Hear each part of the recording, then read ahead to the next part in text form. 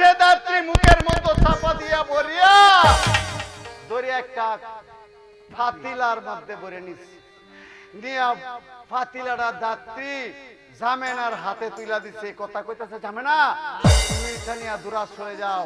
জামেনা বাচ্চাটারে নিয়ে দূরায় গেছে, আর কাঠের একটা পুতুল সে দাত্রী আলফিনার হাতে বাবা ধরায় দিচ্ছে।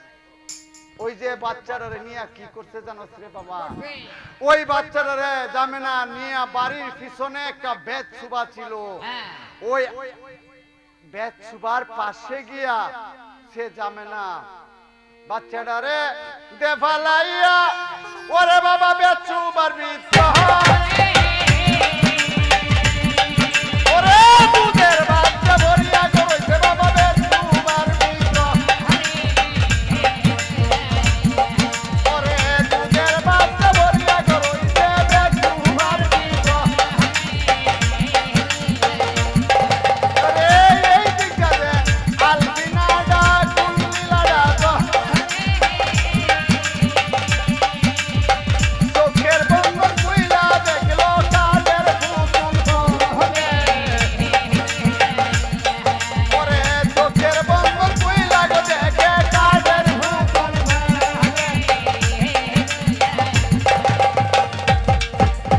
আলবিনার চোখ কুড়া খোলার পরে সে আলবিনা লক্ষ্য করিয়া যায় মায়ের কোলে যে একটা কাঠের পুতুল রক্ত মাখানো দেখা যায়।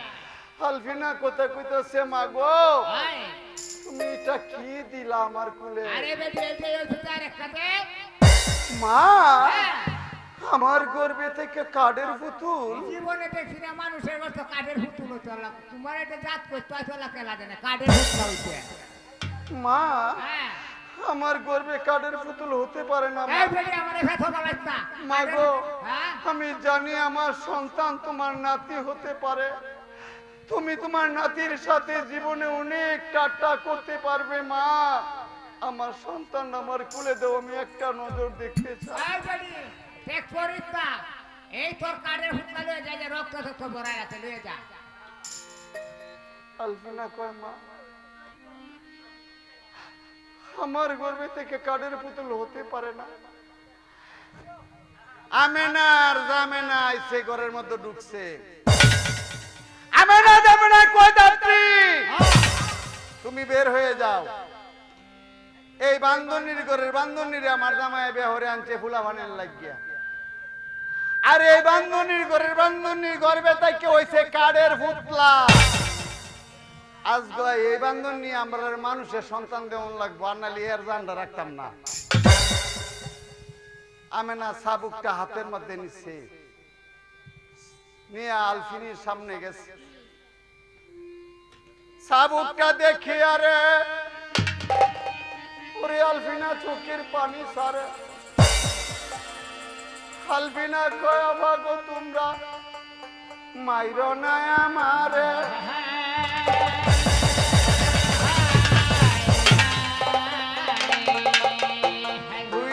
বেটি মিলিয়া জামেনা কয়াফা কায়ের হইছো কারবানে আরম্ভ হলো বাবা। ইচ্ছা মতো সাবুকটা হাতের মধ্যে নিয়ে আলফিনারে আঘাতের পর আঘাত, আঘাতের পর আঘাত করতে করতে ওকে বেহুশ অবস্থায় আলফিনা পড়ে রইছে। আলফিনার কথা রাখলাম এই জায়গার মধ্যে। ওই যে বেত সুবার মধ্যে বাচ্চা পড়ে আছে, বেত সুবার ভিতরে, আর জাহাঙ্গীর বাদশা আসতেছে হরিণ শিকার করে বাড়িতে আসিয়া লক্ষ্য করে আসা দুই বেটি বাড়ির সামনে কারো রয়েছে। জাহাঙ্গীর বাদশা কয়াবে না আলফিনার কি খবর, আলফিনার গর্ভে থেকে কি হয়েছে, ছেলে নামে দুইটা সতীনে কয় যাও গিয়া দেহ নিজে চোখকে ছায়া। মানুষের করতে হয় মানুষের বাচ্চা, কুত্তার করতে হয় কুত্তার বাচ্চা, হেলের করতে হেলের বাচ্চা, তোমার বউর করতে হয়েছে কাঠের বাচ্চা। এই কথাটা শোনার পরে সে জাহাঙ্গীর বাদশা অবাক হয়ে গেছে। জাহাঙ্গীর বাদশা মনে মনে কয় না, আলফিনার গর্ভে থেকে কাঠের সন্তান ভূমিষ্ঠ হতে পারে না। আমার মন বলছে ওই দুইটা নারীর মধ্যে কোনো ষড়যন্ত্র হয়েছে, কিন্তু আমি তো প্রমাণ দেখাতে পারবো না। আলফিনার কাছে গেছে, গিয়া দেখে আলফিনার শরীরটা দুইটা বইনে সাবুক দিয়ে বাড়িয়া শরীরটা নষ্ট করে ফেলাইছে। জাহাঙ্গীর বাদশাহ কয়, আলফিনা তোমার বিচার করবাম পরে, আগে বলো তোমার শরীরের এই অবস্থা হয়েছে কি কারণে? আলফিনা মনে মনে কয়, আল্লাহ যদি এখন আমি বলি যে আমার দুইটা সতীনে আমার এভাবে মারছে, ওরা আমার দুইটা সতীনরে মারবে, আমি যতটুকু আঘাত পেয়েছি সেও তো অতটুকু আঘাত পাবে। আলফিনা কয়, স্বামী গো, আমাকে কেউ মারে না স্বামী, আমার যে সময় প্রসব বেদনা শুরু হয়েছে স্বামী, আমি এই সময় ঘুরেতে ঘুরেতে আমি যে স্বামী কোথায় গিয়া পড়ছি আমি নিজেও বলতে পারি না স্বামী। এরপরেও তার দুইটা সতীন রেসে দোষী করে না। জাহাঙ্গীর বাদশাহ কয়, আলফিনা আমি তোমাকে এমন শাস্তি দেব যা তুমি কখনো কল্পনা করতে না পারো, কারণ যে নারী স্বামীকে অবিশ্বাস করতে পারে সে নারী স্থান আমার মহলে হতে পারে না। কথা বলে হুজুর, আলফিনাকে হাতে পায়ে বন্ধন করে নিয়ে যাও, ঠিক আছে, খবর আছে। ওকে নিয়ে যাও আমার কর্ণফুলী নদীর পারে চা বাগানে, আমি তাকে সাজা দিলাম এইটুকু, সে যতদিন পর্যন্ত বেঁচে থাকবে আমার চা বাগানে পানি ঢালবে আর প্রতিদিন ফান্তা বাসে নাস্তা ওকে দেবে। যাও। ঠিক আছে। সাথে সাথে আলফিনাকে নিয়ে যায় ওই যে তার চা বাগানে। আলফিনা কয়, স্বামী আমি তোমার আদেশ মেনে আমি ওই চা বাগানে থাকতে চাই। আলফিনারে চা বাগানে দিছে, রাখলাম কোথায় এই জায়গার মধ্যে লম্বা করতে পারি না, কারণ সময় অনেকটা কইমা গেছে। কারণ ওই যে জাহাঙ্গীর বাদশাহ সন্তান আছে বেতসুবার ভিতরে, সন্তানটা দুধের মায়ের দুধের পিপাসা হয়ে গেছে। বাচ্চাটার কান্দনে ওই জঙ্গলের মধ্যে কয়েকটা সিগালা ছিল, ওই সিগালাই সে বাবা মানুষের কণ্ঠ শুনিয়া আইসা দেখে একটা বাচ্চা ফাতিলার ভিতরে পড়ে রয়েছে। ওই বাচ্চাটারে খাইবার লাগে সিগাল প্রস্তুত হয়ে গেছে। আল্লাহ কয়, জিবরাইল এ আছো তুমি কারবানে? আলফিনার কপালে দুঃখ লেখছি, তার সন্তানের কপালে দুঃখ লেখছি, কিন্তু মরণ লেখি নাই। আলফিনার একটা কুকুর আছে গুসলাগরের মধ্যে 6টা বাচ্চা তুলছে, ওই বাচ্চা নিয়ে আসে বসা আছে, ওই কুকুরটারে কানে কানে কবর কয়ে দাও আলফিনার সন্তানটারে বাঁচানোর জন্য। সাথে সাথে জিব্রাইল এসে কুকুরটার কানে কানে কবর কয়ে দিচ্ছে। আলফিনার সন্তান কান্দে বিন্না সুবার তলে। আলফিনা তোমারে লালন পালন করে শান করেছে ওই বাড়িতে, যদি তুমি আলফিনার দাবি পূরণ করতে চাও আলফিনার বাচ্চাটার আগে বাঁচাও। সাথে সাথে কুকুরটা তার 6টা বাচ্চার মহব্বত ছেড়ে দিয়া কুকুরটা যে যাইতে গিয়ে আছে বেচুবার ভিতরে।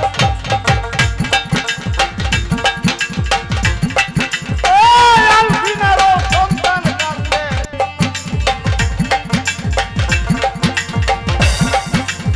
কুকুরটা যে দৌড়া গিয়েছে বেচুবার কিনারে। কুকুরটারে দেখে সিগাল রে সিগাল রেডি হয়ে গেছে।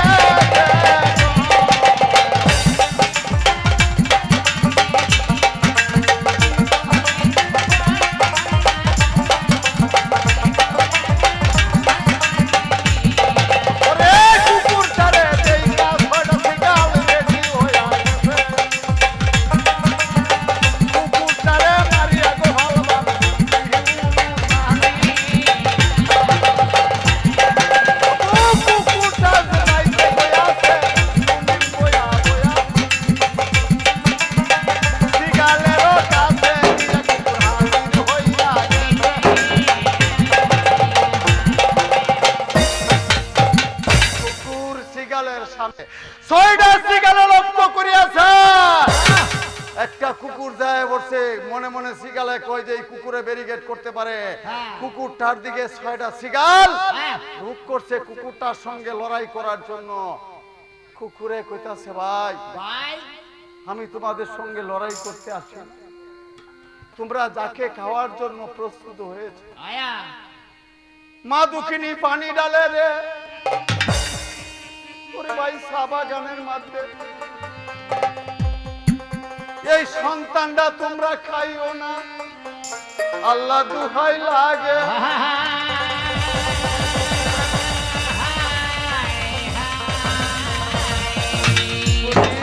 যদি তোমাদের পেটের মধ্যে এতই ক্ষুধা লাগে, আমি না আলফিনার গুসলা করে 6টা বাচ্চা তুই আইছি, যাও তোমরা ওই 6টা বাচ্চাকে খায়া ফেলাও, তবু আলফিনার সন্তানটারে খাই না। আর যদি খেতে হয় তাহলে আমাকে আগে খেতে হবে। ওই কথা শোনার পরে 6টা সিগালে খোঁজাক একটা বাচ্চা খায় 6 জনে টিকতে আইতো না। ও যখন বলছে ওর 6টা বাচ্চা খাওয়ার জন্য, যা আমরা ওর 6টা বাচ্চা খেয়ে নেব। 6টা সিগাল চলে গেছে, কুকুরটা বাচ্চাটার কাছে গেছে, গিয়া দেখে বাচ্চারা কাঁদতে কাঁদতে মুখ নীল হয়ে গেছে। কুকুরটা সান্ত্বনা দিবে কিভাবে? কুকুরটা পাতিল ডারে তার ফেডের তলে নিয়া ডাইকা রাখছে। বাচ্চারা মনে করছে যে হাতাইতাছে, কুকুরের স্তন দেখে মনে করছে মায়ের স্তন। বাচ্চাটা কুকুরের স্তনের মধ্যে হাতাইতাছে। কুকুরটা কইতাছে, বাবা রে, আমি তোর মা না, আমি কুকুর, আমি কুকুর, আমার স্তনের দুধ আমি তোকে দিতে পারবো না। আমি যদি কার্তিক মাসে কাউকে কামড় মারি তার মধ্যে বাচ্চা হয়ে যায়, আমি যদি আমার স্তনের দুধ তোকে দেই, হাসর মাঠে তোর মায়ের কাছে কি জবাব দিবি? কুকুরটা পাতিলদার কাছ থেকে সে ছট করে চলে গেছে। কোথায় গেছে? ওই যে বাগানের মধ্যে মা দুঃখিনী একটা গাছের তলে বসে বসে সন্তানের জন্য চোখের পানি ছাড়তেছে। কুকুরটা ওখানে দৌড়ে গেছে, গিয়ে দেখে মা কাঁদতেছে বৈশা। ছট করে কুকুরটা মায়ের কাপড়ের মধ্যে দৌড়ে আস্তে আস্তে টানতেছে। মা দুঃখিনী আলফিনা কইতাছে, ব্যাপারটা কি? কুকুরে আমার কাপড়ের ধরে টানতেছে, তার কারণটা কি আমি দেখতে চাই। ওই যে কুকুরের পিছনে পিছনে সে রওনা করছে। ওই কুকুরটা মাকে ওই ভেৎসুবার কাছে নিয়ে গেছে। মায়ে লক্ষ্য করিয়া চা মা দুঃখিনীর সন্তান, অভাগিনীর সন্তান বই আছে বেচু।